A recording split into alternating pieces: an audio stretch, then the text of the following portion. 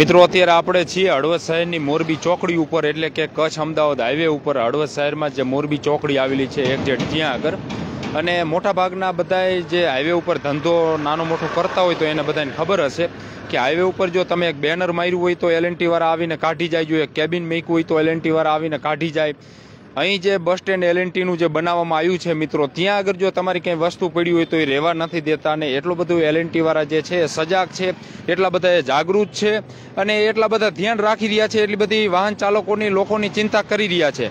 પરંતુ અત્યારે મિત્રો આ સરાજ ચાલુ છે. આશાપુરામાં એ જે પગપાળા જે શ્રદ્ધાળુઓ જે મિત્રો જઈ રહ્યા છે એનો પ્રવાહ પણ આ રોડ માથે સૌથી વધુ હોય છે.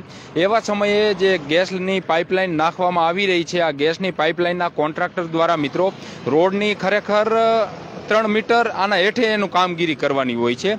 તેમ છતાં પણ રોડ ઉપર જે છે એની ગેસની પાઇપલાઇનો છે મૂકવામાં આવી છે.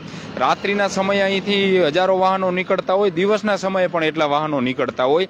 તેની સાથે અત્યારે હવે નવરાત્રી નજીક છે એટલે માતાના મઢે જે શ્રદ્ધાળુઓ હાલીને જાય છે મિત્રો, તો એ આ જ રસ્તા ઉપરથી હાલીને અહીંથી જે છે એ બધા પસાર થતા હોય છે.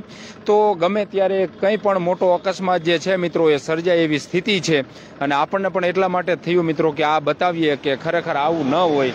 એલએનટી વાળા જે પાવર નાના લોકો ઉપર જે છે બતાવે છે, તો ખરેખર આ કંપની છે કે એના કોન્ટ્રાક્ટર છે તો એની સામે પણ એને પાવર બતાવવો જરૂરી છે મિત્રો. કારણ કે રોડ ઉપર આ ગેસની પાઇપલાઇનો જે છે મિત્રો એ મૂકી દેવામાં આવી છે અને એની આ બાજુ જે છે લોકો હાલીને જતા હોય, કારણ કે આ રસ્તો ઈ છે. આ જ રસ્તા ઉપરથી અને આ જ સાઈડ જે છે એ લોકો પગપાળા માતાના મઢે જે છે જવા માટે નીકળતા હોય છે. અને કેમ્પો પણ ચાલુ છે અહીંયા, તો એ કેમ્પ પણ બનાવવામાં આવ્યો છે. શ્રદ્ધાળુઓ અહીંયાથી કઈ રીતના અહીંયા કેમ્પમાં પણ ચા પાણી પીવા જમવા કે એનો લાભ લેવા જઈ શકે. આ બસ સ્ટેન્ડ એલએનટીનું છે મિત્રો, તો એમાંય અમને આ કબજો કરી લીધો છે. આ તમે જુઓ છો એના જે કંઈ સાધનો હોય તો બરોબર છે, ગેસની પાઇપલાઇન નાખે છે તો એમાં કંઈ વાંધો ન હોય, નાખે તો બરોબર છે, એ કામ થતું હોય, એમાં એની સામે કોઈને કંઈ વાંધો ન હોય. પરંતુ આ રીતના ગેરકાયદેસર રીતના રોડ માથે પાઇપો મૂકી અને કોકના જીવને જોખમ ઊભું કરે છે અને પછી કંઈ નાના મોટા અકસ્માતો થાય તો જવાબદારી કોની? અને આવી જે ઘટના જે છે મિત્રો એ રાતકડી હનુમાનજીના મંદિર પાસે જે હાઈવે પસાર થાય છે તો ત્યાં આગળ મિત્રો બનેલી છે.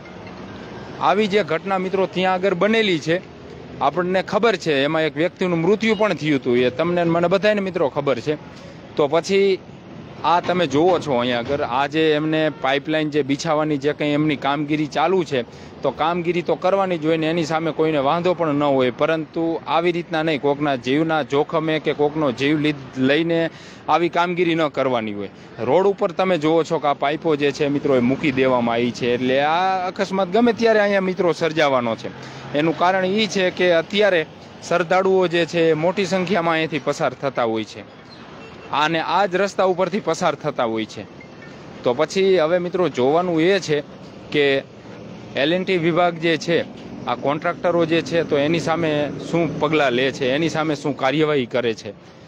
કારણ કે ખરેખર આ કામગીરી અત્યારે તો હું એવું માનું છું કે અત્યારે બંધ રાખવી જોઈએ. ખરેખર તો અત્યારે બંધ રાખવી જોઈએ આ કામગીરી, કારણ કે શ્રદ્ધાળુઓ જે છે એ માતાના મઢે હાલીને નીકળતા હોય છે અને આ જ રસ્તા ઉપરથી હજારો શ્રદ્ધાળુઓ છે મિત્રો એ નીકળતા હોય છે. કેમ્પ પણ એટલા બધા થઈ રહ્યા છે. તો આવા સમયે ખરેખર આ કામગીરી બંધ રાખવી જોઈએ.